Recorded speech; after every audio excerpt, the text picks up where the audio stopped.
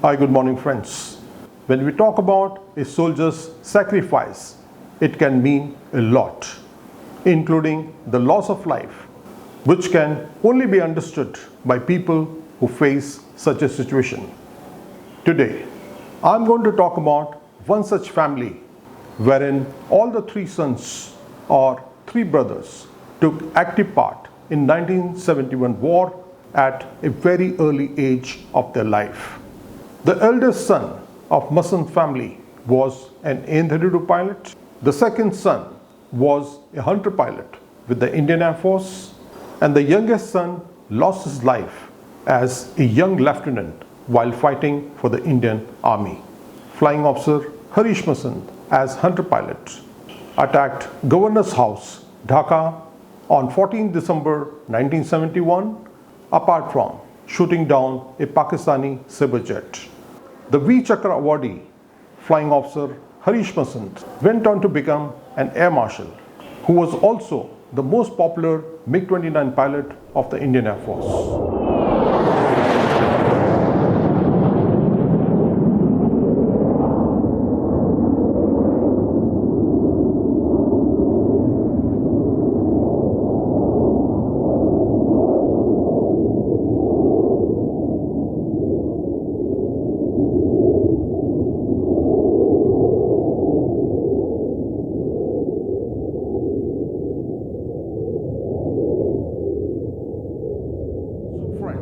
So friends, today we are going to hear Air Marshal Harish Masand talking about the most glorious mission which was undertaken by 37 Squadron pilots.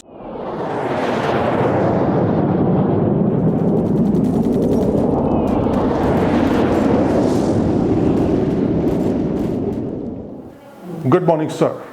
14 December 1971 is a most historical day, as on this day, MiG-21s and Hunter aircraft attacked the Governor House at Dhaka. Sir, can you tell us how exactly this mission was undertaken by your squadron pilots? Right, yeah. That whole mission is actually very vivid in my mind even today because it's a very important mission. Now remember, again, going back into the background to give you how we went into it. From about the fifth evening, or from fifth onwards, I didn't see any sabres in the air, as I mentioned earlier, right? By sixth morning, fifth night and sixth morning, bombing on the runways had neutralized Tezgaon and Kurmitala airfields, and the sabres were literally grounded thereafter. So we didn't see any sabres after that in any of our missions. Though initially for a few days, we took precautions by going, covering each other and being careful and looking around and things like that.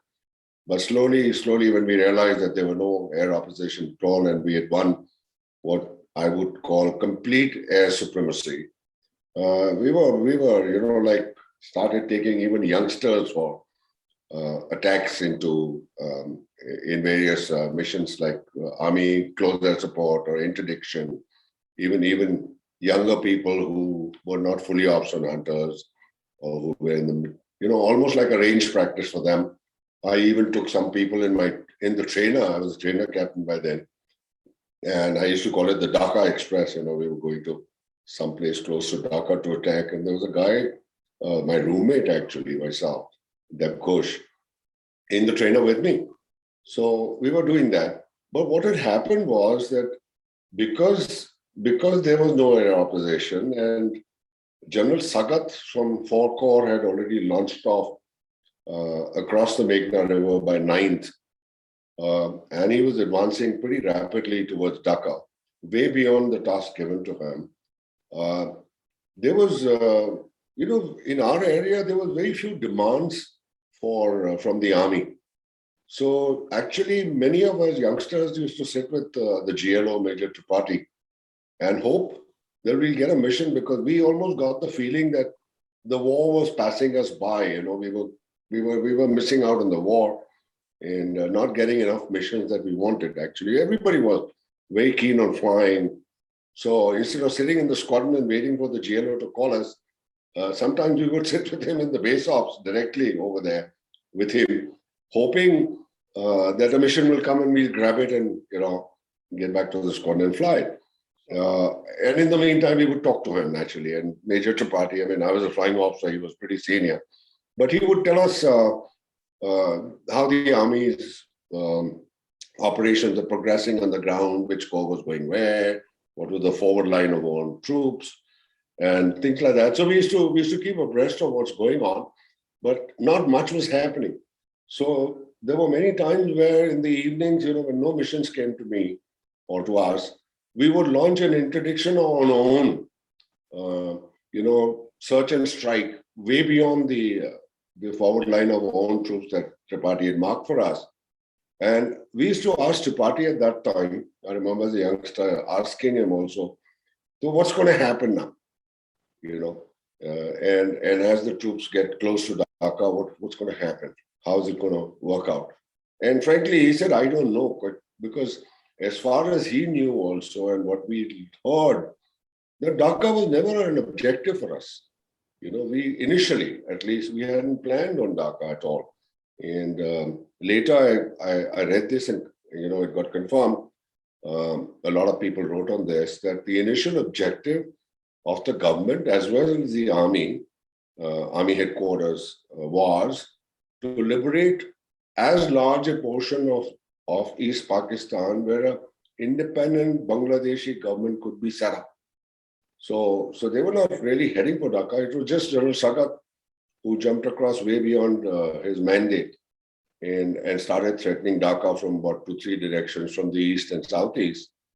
And of course the para drop on the 11th at Tangail, for which, our squadron again, so we call, and I did a photo recce, I think on the 9th, and, recce'd the area to find a suitable landing ground or whatever, and we set these pictures up. So actually, I remember this conversation with Tripathi where we said, all right, so, if the army enters Dhaka, is there going to be street fighting? Is there going to be house to house, that kind of urban warfare, which actually is very, very, shall I say, expensive in terms of bloodletting and lives lost on both sides, frankly. And so he actually didn't have an answer to that at all. So on 14th morning, this is how it was going, and we were wondering when the war was going to end and what's going to happen. On 14th morning, Tripathi called us, and not Tripathi, base ops called us, the Air Force actually. And we were rushed. We were called to base ops, and Supi called with 3 more of us, 4 aircraft in tow. So me as his number 2 as usual, and there was a squad leader, Bose, who was the flight commander, and Flight Lieutenant KB Menon, again another instructor who was with us, and then had come back from training establishments to be with the squadron for the war, like Bilu Sangar and Konde that I mentioned earlier. So 4 of us, we were rushed to the base ops, and there it appeared that some last-minute intelligence had come to say that Governor Malik of East Pakistan and General Niazi, who was commanding the entire Pakistani forces, army over there, they were going to have a meeting in the governor's house at noon or so with all high-level officials and things like that over there. So we were tasked by command to go and attack this governor's house around that time, around noon, basically, as soon as we could. Now, we didn't know at that time that there were also MiGs from Guwahati. To be honest, we were not told that. So we didn't know that. I learned about the MiGs much, much later after the war, actually. As it happened, I commanded 28th Squadron, the squadron that was involved in that attack with Wing Commander Bishnoi commanding. So even that I read in the squadron history. So at that time, we just knew that 4 of us were tasked. And now, naturally, Supi's question and our question was, well, where exactly is the governor's house in town? Because in a city, you can't make out which house. though it should be a big sprawling palatial bungalow or house, but even then there could be many others like that. So we didn't know the exact location of the governor's house. And lo and behold, very surprising, what happened was that I think the base ops officer, I don't remember his name, but I think it was Flying Officer Bomik or somebody from my squadron only. And they, between Tripathi and this base ops officer, they pulled out an old tourist map of Dhaka, printed by Air Marshal of the Second World War vintage, right? So, so this was the old tourist map with all the streets, like just like you see Delhi map or whatever. And from that map, we picked out what was the governor's house. Obviously, though, remember there were no photostat machines those days and no Xeroxes that we could take out. So none of us got the map, and I think Supi carried the map himself. We just kind of memorized the location of the race course and a couple of prominent points around the governor's house and where we would see it. And then we came back to the squadron and launched. Now the aircraft were now configured with because there were no air opposition, and we were already, at least most of us were already going at medium to high levels for even our close air support missions, and doing very steep dives because earlier in the low-level attacks that we had carried out, a lot of people got shot up by small arm fires. Small bullets would come. And I remember 17 Squadron aircraft, a trainer with Wing Commander, with Squad Leader Patel at that time, and one of our friends, almost a coursemate, Bonnie Mukherjee, in that cockpit. And this bullet came from under the aircraft, hit the brake lever on the stick, and then the splinters caught Bonnie in the knee. So he was out of the war for a while, and his leg was kind of had to be operated on, whatever. So there were a lot of people coming with these small arms, bullet holes and things like that, and fire. And at least in our squadron, we started, going at medium and high level because we said there's no point going at low level and, risking all this. And from high level, you could see much more better. And then you swoop down, find the target that you were told, and then you swoop down like in very steep dives, not really practiced earlier, but steep dives, and then attack, and then pull out and pull up again. So we cruised out for this attack. Also, what we did was, or what the aircraft was, that we were going to go at medium level, 15,000 feet, if I remember correctly. 2 tanker, only 2 external tanks, and we carried 8 T-10 rockets, 4 on each side on the wing. And in any case, we couldn't have carried the external, the extra tanks, the 4 tanks, outboard tanks. So 8 T-10 rockets on rails, and of course the internal guns, 135 rounds in those 30mm 4 guns, the gun pack that we had in the Hunter. So Supi and I went out first, led me as a number 2, and with Bose and KB Menon following about 5 to 10 minutes behind it, if I remember correctly.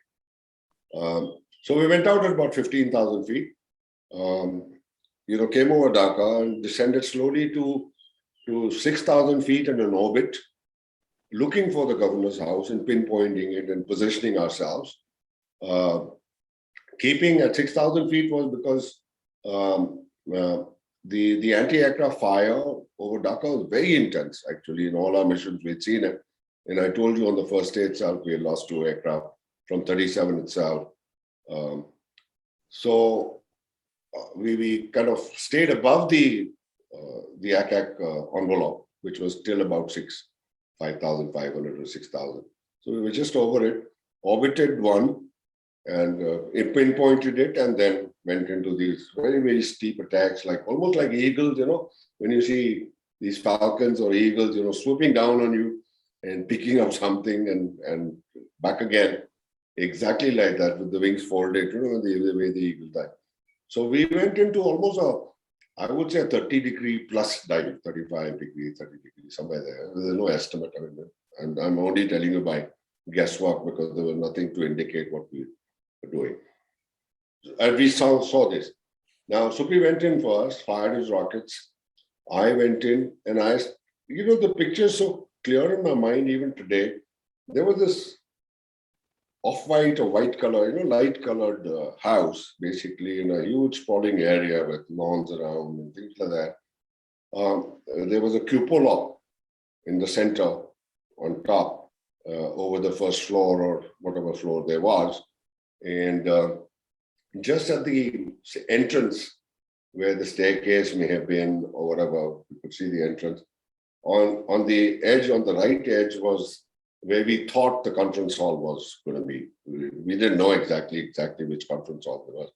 But we attacked the room just on the first floor, to the first floor or on a higher ground. I mean, it looked like first floor because of those pillars, you typically see in between, and the veranda in there, and just right of the cupola. So we went into this 30-degree dive with a slightly, shall I say, estimated side picture instead of taking the correct side picture because we were steeper, catering for less lead and whatever, gravity drop. And fortunately, when I fired, I saw this whole bunch of rockets, all 8 rockets together fired in salvo, literally going through that veranda between the pillars and in that area, just below the cupola, and going in, and smashing the whole place. And then we pulled up again and came in for another attack in similar direction again, and now fired a long 3-4 second burst, which meant something like between 200 to 300 rounds total between the 4 guns we fired on that same area. And then we pulled up. Now, as I pulled out from the dive and started turning left, I saw which Supri called about 3-4 kilometers, 3,000, 4,000 yards ahead of me, trying to catch up with him. I saw the Intercontinental Hotel right in front of me, and this was like a 10-story, 8-story, 10-story tall building, basically. And because we had pulled out pretty low, now this time we didn't pull up because we wanted to just exit at low level, at high speed, to evade the ack and the small arms fire, and then climb up later once we cleared the town area, the suburban area. So I saw this Intercon Hotel right in front of me, towering over me. Actually, I was much lower than it. And so what I did was, just for fooling around because of fun, rolled out towards the Intercon Hotel instead of, catching up with Supri call immediately, and headed straight for it, keeping lower than the hotel. And at the last second, before I hit it or whatever, I just evaded it and kind of, then joined up and pushed off. Now, when I came that close, actually could see people on the balconies, watching this whole attack. And then later we learned that, the Intercon Hotel was where all the diplomats and the UN officials and the others and the journalists were staying, and also some of the senior Pakistani officials had taken refuge in that. And so they were all there outside watching this track. And, I must have scared them a little bit, thinking whether, they must be wondering whether I'm going to come straight into them or open up my guns and fire at them. But our intention was not to attack any civilian targets in any case. And even in the government house attack, because of the very pinpoint and accurate attacks that we did, I don't think there was any collateral damage. There were no civilian areas that were hit by all 4 of us. So this is how we did it. Now, much later, of course, we completed the task. But much later, I read about that, because of this attack, this was like a psychological blow on already a crumbling regime. So I read later the Governor Malik, immediately after the attacks, took out a piece of paper and signed his resignation and quit with his entire cabinet, and leaving Niazi in charge for a while. But I think even Niazi was shaken, must have been shaken with this, because 14th, this happened. We repeated an attack on the university area on the 15th. Supricol and I went this time, just 2 aircraft. And I think they were mixed from, once again, from Guwahati, 28th Squadron again, because we were told that the remaining Pakistani troops for the defense of Dhaka had taken refuge in the Dhaka University area. Now, when we went into that attack on the 15th, we didn't know exactly which building or whatever. But what I recall is between these 2 or 3-story buildings that they were, slightly reddish in color, if I remember correctly, but it's been a long time. I may be wrong. But in between, on the streets in front of the building, at least I saw some troops or some people, and taking them to be troops, and we fired our rockets and guns at those guys and exited from there. So these 2 attacks were great psychological blows on the Pakistani army in there. Literally sending a message, like, there was a song which I remember, which used to say, you can run, but you can't hide. So this was literally like saying, you can go wherever you want, but we're going to come and get you. So that happened on the 15th. And then of course, we learned that General Jacob flew across to negotiate the surrender. And by 16th, of course, they signed the surrender. What I learned later also, which is relevant to this particular attack and very important, is that Air Marshal Diwan was there for the surrender, CNC Eastern Air Command at that time. And just after the surrender, ceremony, he asked Niazi that, you had enough troops to hold on. Why is it that you surrendered? You had, as per our estimate, they had 50,000-60,000 troops around Dhaka, all gathered around there. They could have fought on for a couple of weeks, maybe at least, or more. So Niazi is supposed to have turned around, which I read later somewhere. He's supposed to have turned around and pointed at the wings on the chest of Group Captain Chandan Singh. Chandan Singh was with Sagat, incidentally, in 4 Corps, helping him with all the helicopter operations and everything else, and also the guy who nurtured Kilo Flight. So he pointed at the wings of Chandan Singh, on the chest of Chandan Singh, and said, this is what has made us surrender. We've tried to sleep, rest, and the Air Force indirectly saying, I don't remember the words now, but indirectly saying that the Air Force didn't let us rest for a minute anyway. And so those 2 attacks, I think, contributed to this kind of a statement. Very important. Sir, you lost your younger brother, Lieutenant Bharat, of 7 Para on 8 December 1971 during an operation. In the same period, your elder brother, Flight Lieutenant M.G. Soni Masand, was also busy undertaking transport support missions by flying EN-12 aircraft. During such a challenging time, how did your parents cope up with this particular tragedy, knowing well that 2 sons are still at war? My brother MG was flying EN-12s at that time. Bharat was in 7 Paras. And I remember Bharat, so he was deployed in Calcutta area. So the whole brigade was there from, I think, July or August or something like that. And I recall he came to Bagdo, to Siliguri for something in August or something like that. And he called me up from Siliguri. Hasimara was not very far, just about 3-hour drive. And I had a car those days. And he called me up and said, I'm here. Why don't you come and, see me? And I said, yeah, sure. After work at 1:30, I will, drive out and come and see you and spend the night there and come back. This was August sometime. Now that day, it poured. It poured like in Hasimara area, remember the annual rainfall is something like 200 inches a year, 180, 200 inches a year.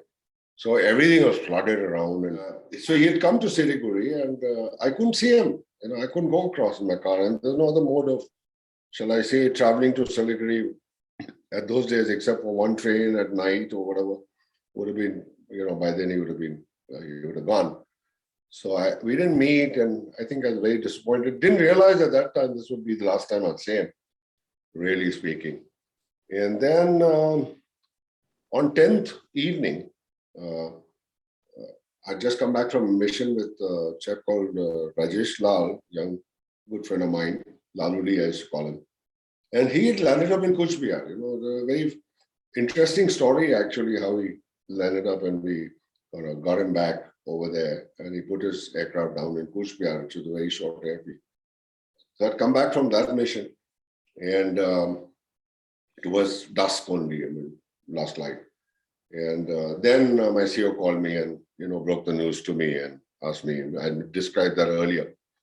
That he asked me to take the day off, and we carried on.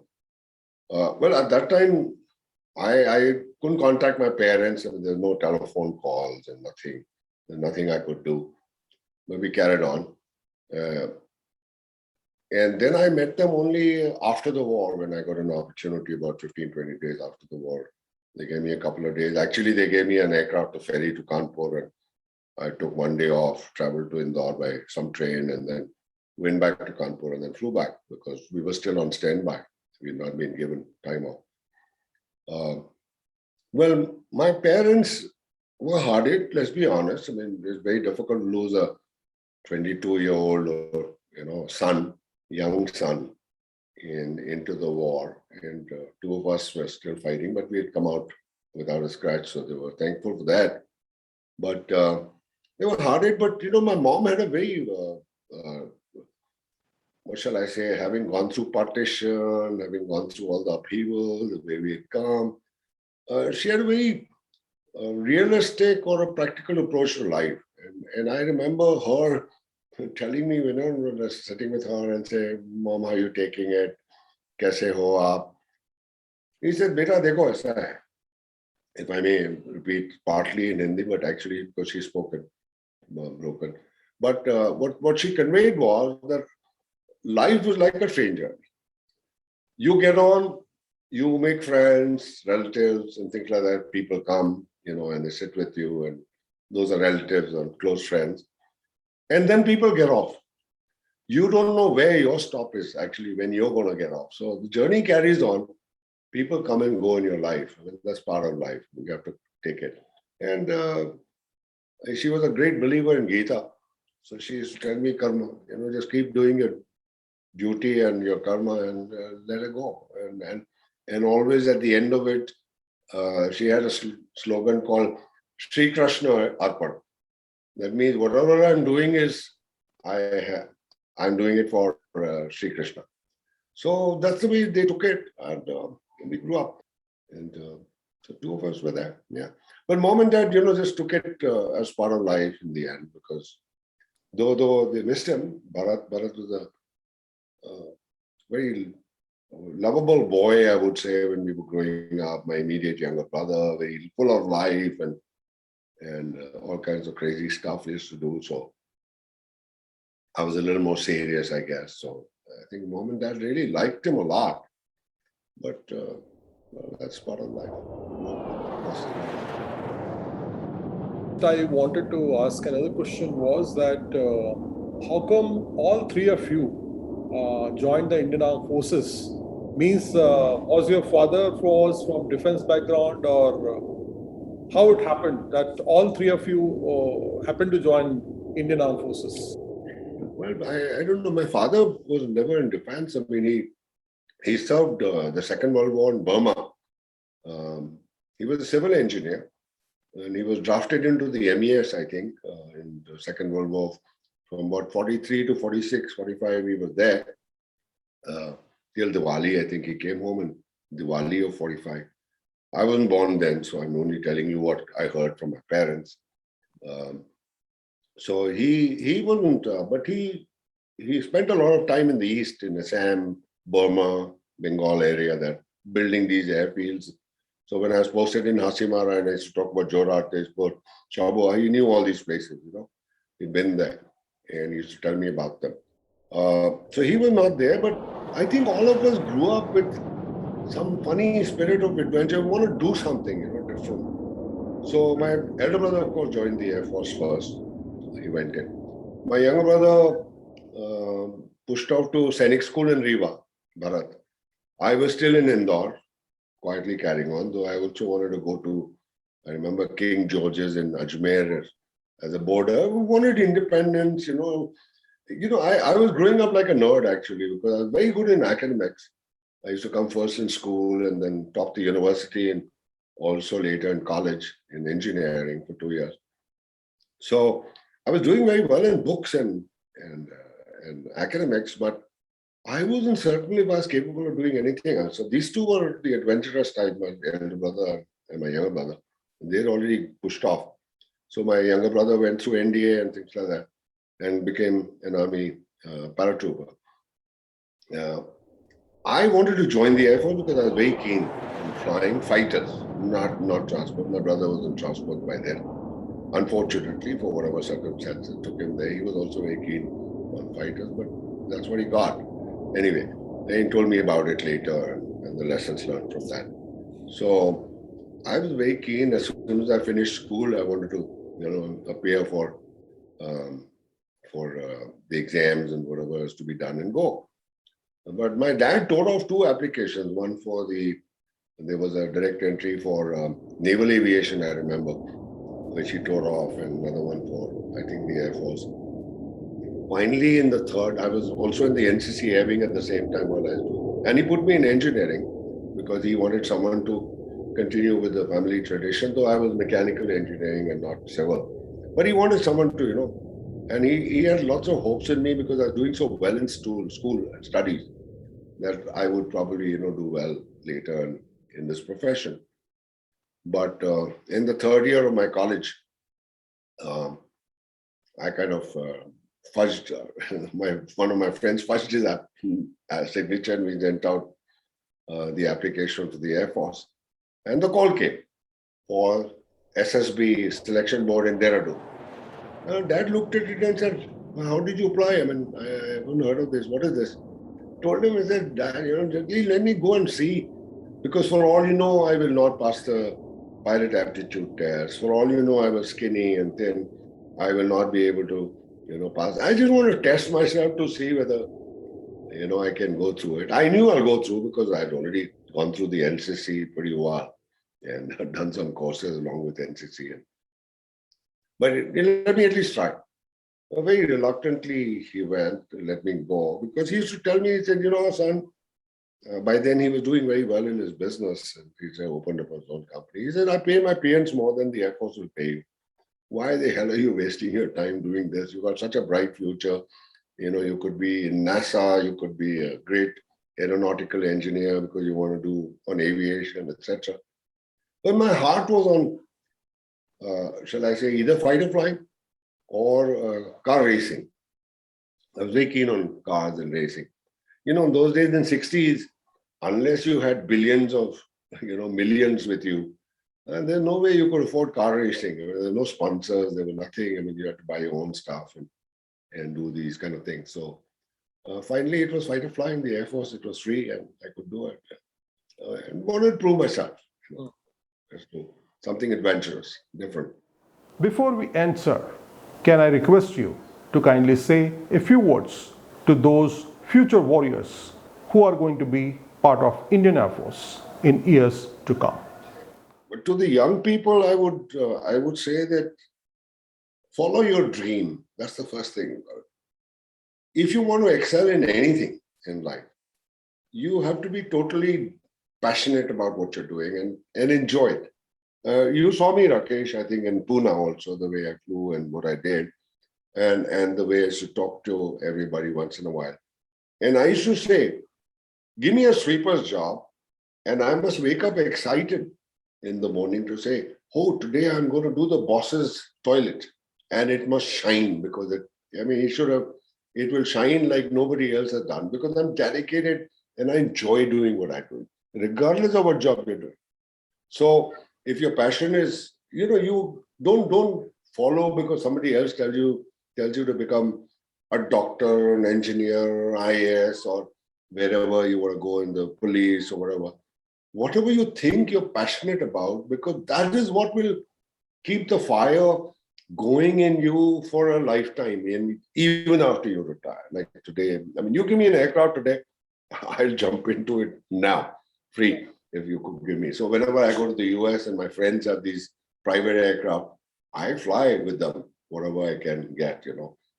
I mean, I haven't flown a fighter, unfortunately, because none of my friends are that rich who own, you know, MiGs and Hunters over there. But they have people owning those kind of aircraft there. And I would love to fly. So I continue that. So you've got to be passionate. Follow your dream and be passionate about what you do. Then comes the next step. It's not enough just to be passionate. You have to work very hard. And let's be honest, I mean, everybody thought that you joined the armed forces because there's nothing to, you know, your books are left behind and you don't study. I'm sorry. There's more technical stuff in the Air Force, particularly, which I saw, than probably which I did in college. I mean, the way we were trained and the way we had to study for everything. And then you study various subjects. I mean, you don't study only technical subjects. You study Air Force law, administration, logistics, maintenance, and, you know, everything has to be studied and you have to understand what's going on. So there's a lot of hard work required and dedication required. Yeah. And three, I would say, you know, the dream should continue, which I've used to my advantage. Just before going to sleep and while I was dozing off to sleep, I would dream of the mission the next day, or what I had to do, basically, or whatever task was given to me. And because I dreamt about it, I don't know, faded out and slowly went to sleep. You know, the next morning, the entire thing was clear, because, you know, what I say is, when you imagine the thing in your mind, if there is a hitch in what you're doing, if there's a flaw or if there's a problem, it will, the dreaming or the thinking stops there and say, there's something disjointed. Okay, there's nothing, something not going to work here. So you go over it again and figure out what the problem is going to be, right? In maneuvers, in combat, in whatever I dreamt of. That helped me a lot, you know. So the passion should be such that every night you dream like that, and every morning you get up excited and say, oh, today is my day to do this again, you know, and I'm going to enjoy it, regardless of whether the job is, like I said, security or sweeping or digging trenches that day, or whatever your job is. We'll do it that way. So I would like to leave that message. Then you'll enjoy life. You'll be a very satisfied man. You will accomplish and do well. That's what you want in life. And you will make good friends, because in the end, you can have all the money in the world. It's only your friendship and memories that will be with you. The money is not going to be with you, and you won't need it as you go older. True.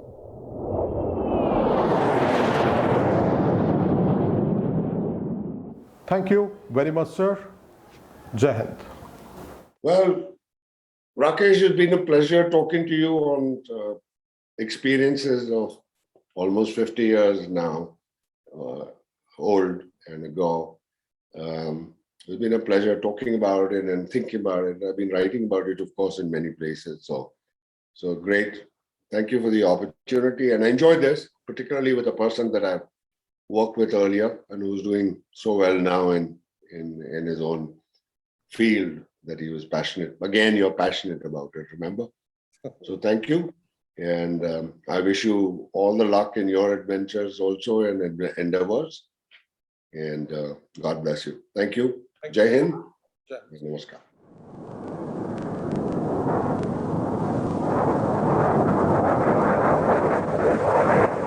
Wing Commander Masand positions his aircraft for a final run and a vertical rolling departure.